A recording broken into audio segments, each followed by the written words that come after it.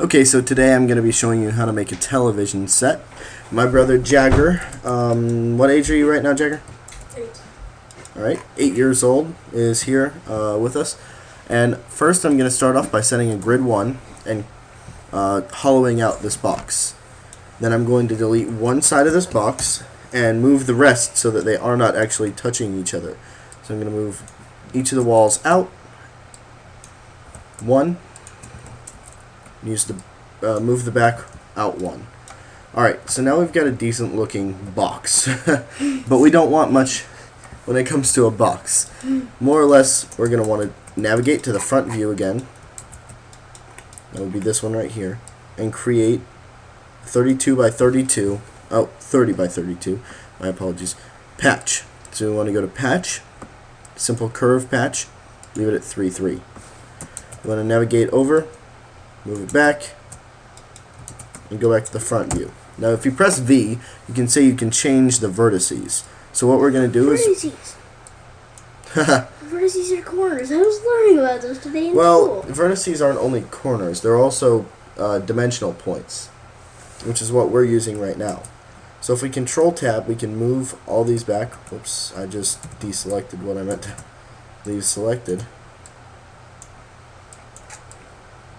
And we're going to go ahead, hold Alt, drag it back 2. Now if you look, it's got a neat little curve to the entire screen. But I don't think that's enough, so I'm going to continue moving it back. Man, I need a pencil. I forgot to draw, like, the front desk. Okay. And the door. So now we're going to move this up, just so that this rests just barely past it. And that does look like a decent television screen, in my opinion at least. But there's one thing that I want to do. The back is square, and I don't know any televisions that have a square back. So we're going to go ahead and select all the brushes. And we're going to change the size by dragging them back forward. And I want it to be 15. I'm going to move this. Actually, I'm going to delete it for now because we're not even going to use that. We're now going to create a brush that's big enough to cover that entire area. Jagger, you're such a weirdo. Sometimes I do this when I'm waiting because I don't just want to, like, look at a screen the whole time. Taking your shirt off, you weirdo. Okay, now I want this one to be another 15 units. So what I'm going to do now is I'm going to press E, edging. I'm going to look around, and I think that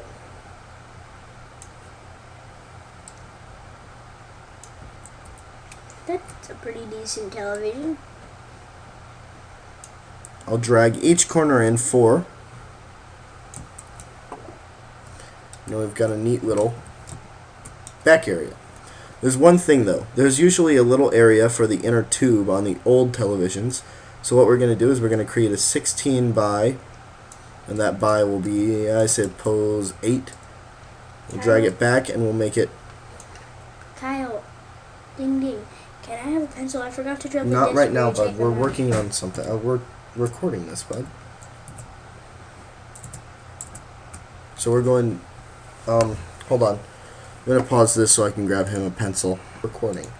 Okay, so I grabbed him that pencil. Now what I want to do is I want to angle this one as well.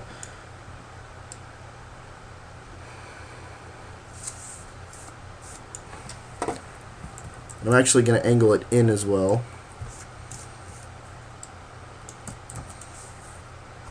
But I think that's a little too big, so I'm going to turn off edging and make it that big right there. Perfect. I think that looks like a good television. What do you say, Jagger? I say that looks like a great television. Cool. Okay, so now what I'm going to do is we've got to, instead of having it as a caulk texture, actually texture it. Well, first, I'm going to go ahead and fix these brushes so that I don't have extra area that I don't need. So I'm going to drag edges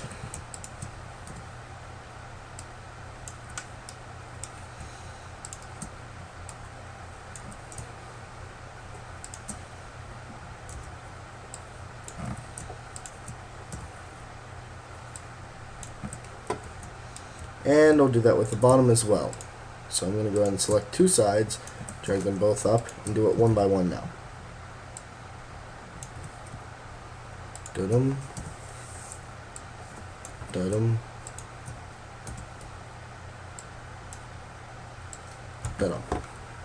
Okay, now I select these sides that I need.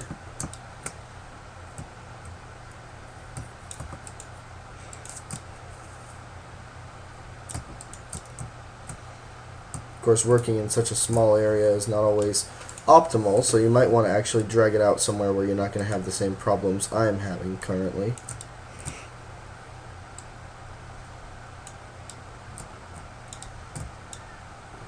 Okay, so now I've got those selected.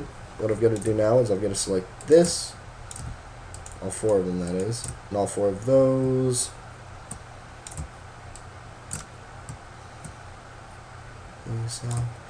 Prototype RoboCop.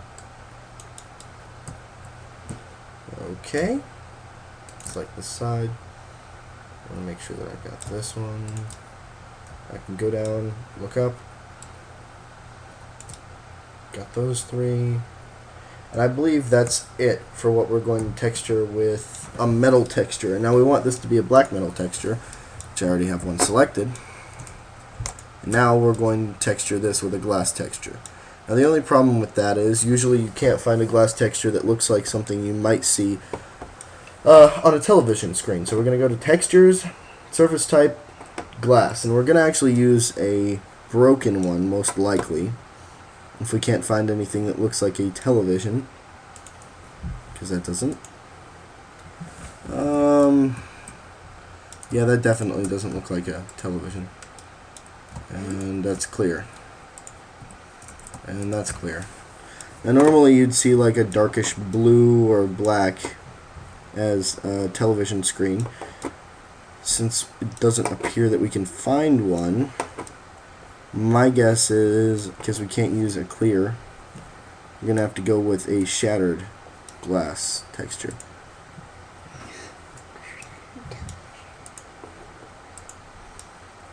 Oh, there's one problem with that though. Why does there have to be problems in the world? Ha! That's see-through as well. I wonder how it would look if we went to textures, showing use, and made this metal as well.